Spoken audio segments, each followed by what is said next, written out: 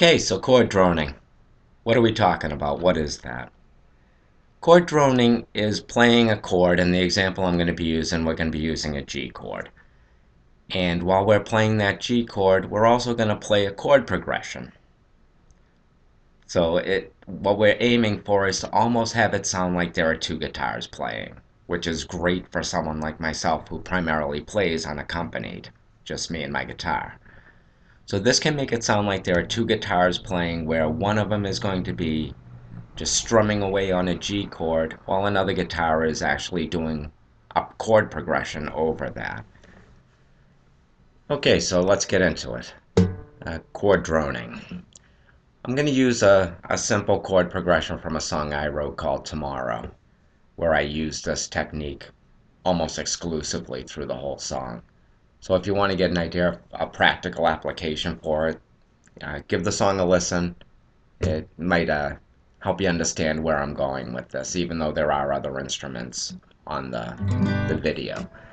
The chord progression is simple, 4 chords. There's a G chord, 4 measures. I mean, 1 measure, I'm sorry. A C chord for a measure, an E minor chord for a measure, and a D chord for a measure.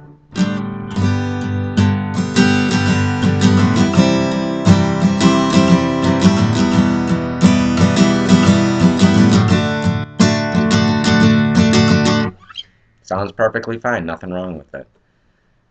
But what I wanted to do with the song is maintain that G chord as the tonal center. So what I've done, these bottom 3 strings, I'm making my G in this fashion, which is starting on the E string, 3, 2, open, open, 3, 3. Okay, and these bottom 3 strings, the open 3, 3, I'm going to let that ring throughout. There's my G chord. That's what I'm going to drone. So now when I'm switching to a C chord, I want to keep that in there, so I'm going to play a C add 9, which is basically moving your middle and index finger down 1 string. So starting on the A string, you have 3, 3, 2, open, 3, 3. C add 9. For the E minor, we're going to switch that up to keep that drone going again. Those 3 strings, we want those to stay. So we'll make an E minor 7th chord. Probably a strange fingering for you. Most people play an E minor 7th either this way or this way.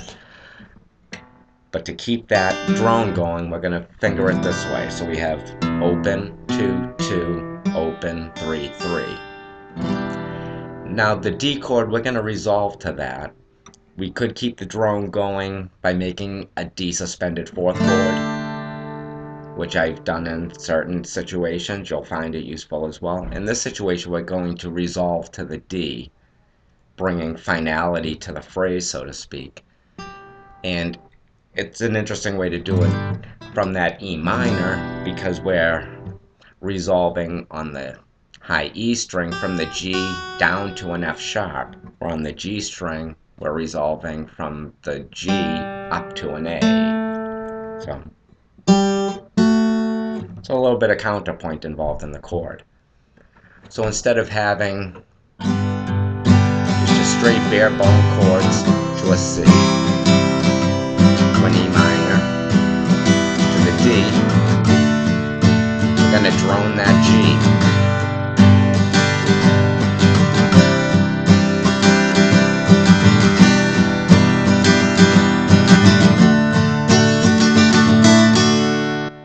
Okay, not that difficult, but it really spices up the song a bit, makes the chord sound fuller, and it holds the listener's ear onto that G chord. Again, give the song a listen to tomorrow. Here's the link. It's on the my YouTube page. Feel free to visit that. Check out the song, my other videos for lessons and songs. They're both on there. I didn't make a separate page for each. Another example of that is droning. Another example of chord droning, you could find it in something along Tom Petty's Free Falling. So now we're droning an E. We're going to let these 2 bottom strings ring out. Your B and E string. So the chords normally would be, or the chord progression he's using is an E, an A, and a B, which sounds fine.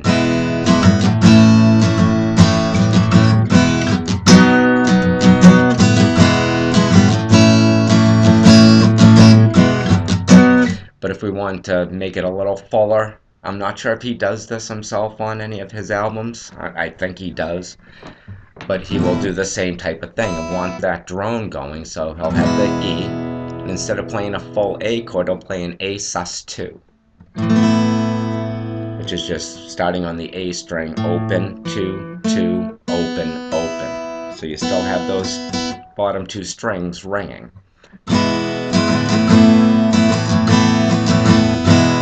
And then for the B, he does the same thing. Instead of making a full B chord, take that B string and open it up.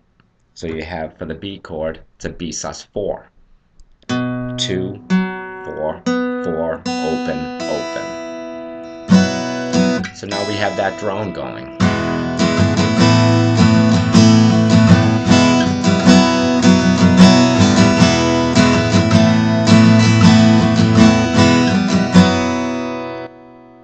Not bad, right?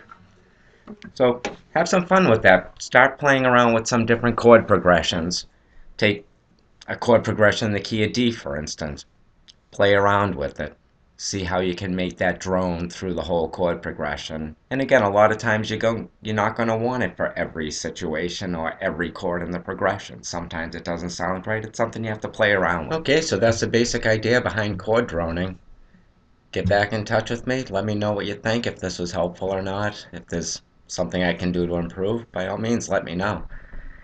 And tune back in, and we'll have a couple more discussions about some other things we can do, especially if you play unaccompanied. I'm going to try to focus a little bit on that and give us some ideas of how to make that sound fuller and more interesting. And if you have ideas, again, please get in touch with me and let me know.